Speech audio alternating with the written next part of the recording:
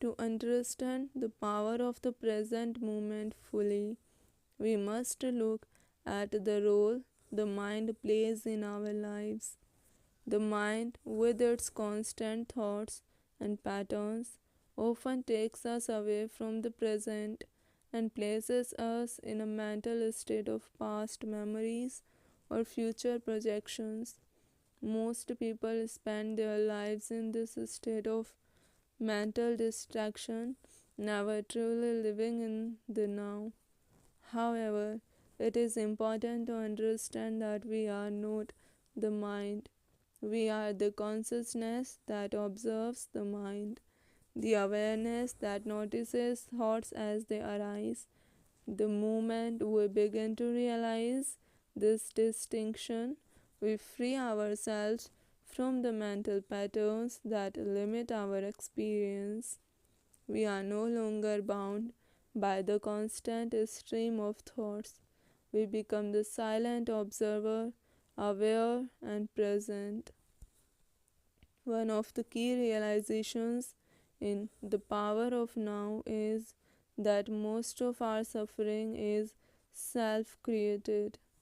Our pain is not a result of external circumstances but of our attachment to them and the thoughts we create around them.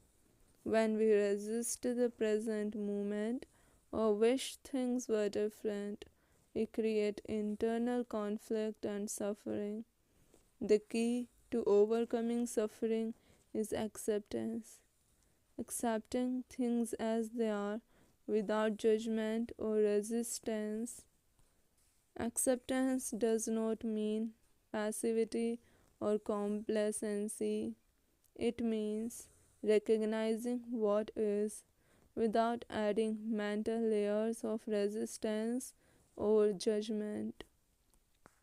By accepting the present moment, we release ourselves from the burden of constantly struggling against reality. We no longer fight against life, but instead we flow with it, embracing its changes and uncertainties. This acceptance brings a deep sense of inner peace. When we stop resisting life, we stop creating unnecessary tension and stress within ourselves. The mind, which thrives on judgment and comparison, begins to quiet down when we let go of these patterns. As the mind quiets, we enter a state of pure being, one that is free from the noise of thoughts. Living in the present moment also means letting go of the need to control everything.